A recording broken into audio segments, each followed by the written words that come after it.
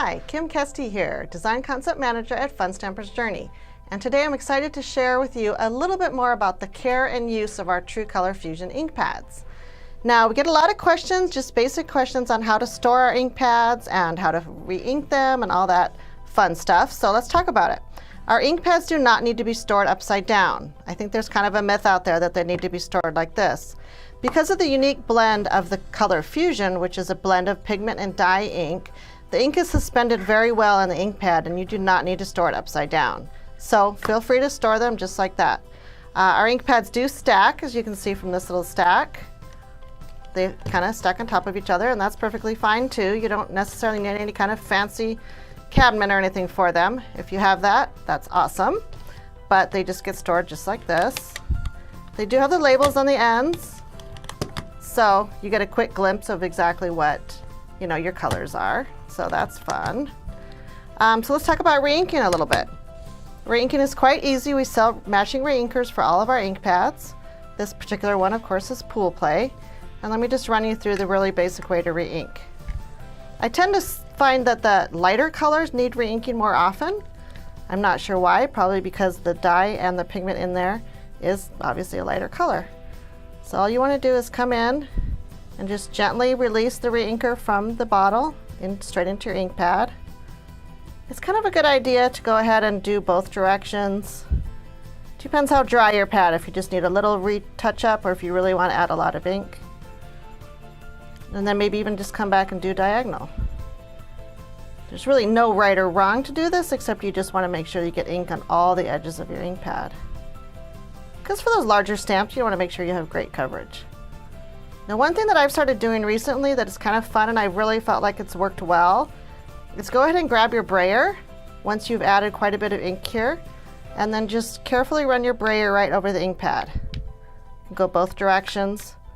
And that just seems to really distribute the ink well. And then I don't have any, odd dry spots or anything. So I thought that was kind of a cool tip. I've been doing that for a few months and I've had really good results with that. So one extra little tip for when you're re-inking your ink pads. Make sure you clean it well between uses too, though. You don't want to mix up your colors. Okay, so fun. So what about when you're actually using the re-inker as a coloring system? Now you can do that. I'm not sure if all of you knew that. But you can add your re-inker onto a clear block and grab one of your brushes. Now, one other question we get asked is, do you put water in this brush? You don't use water.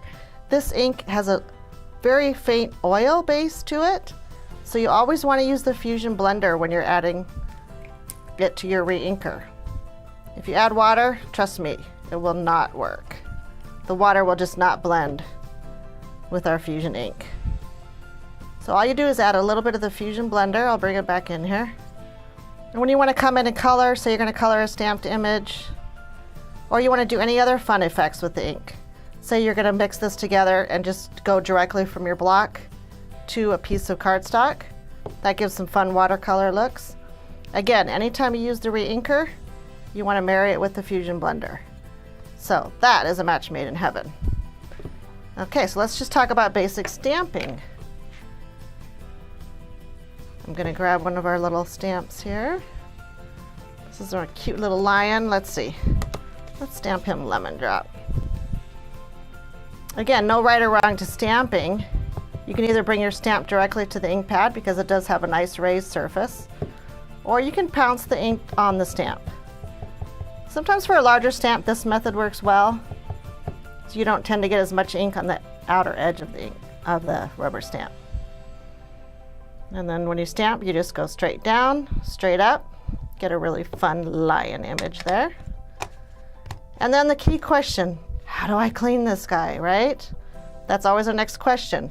Well, our True Color Fusion Cleaner is the absolute best thing to clean your rubber stamps with.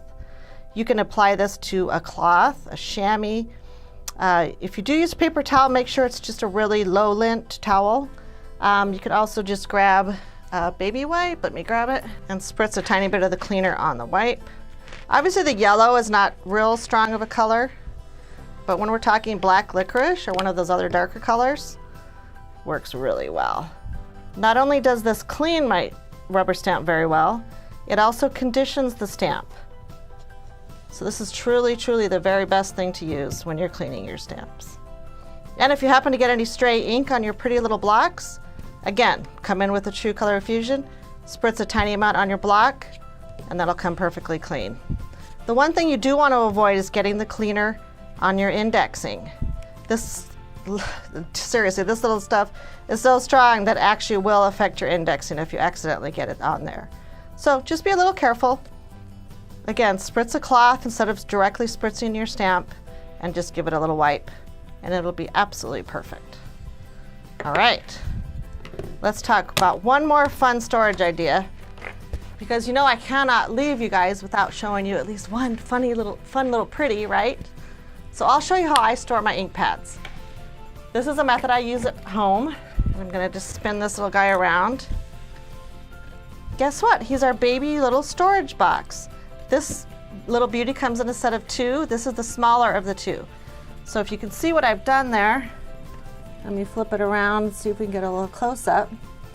This particular case happens to be holding my Party Pop inks. And so I've made a cute little tag that has my Party Pop colors. And this is our little label tags that we sell. And then inside the box, we'll probably switch the camera angle here. This perfectly fits all 11 of my Party Pop inks and all 11 of my re-inkers. Isn't that adorable? Oh, you guys, it's so cute, and they look so cute when they're lined up on my shelf. So 4 cases would get you all 4 color families, and would get you all of our main inks. If you want to add one more case for our Be Amazing colors, that would be super cute too. So just a fun little idea for a way to store your inks. If you don't have a box like this, again, stack them up, you're good to go. So I hope you learned a few little things about our True Color Fusion ink, and now you are all set to get crafty and get creating, so I can't wait to see what projects you create.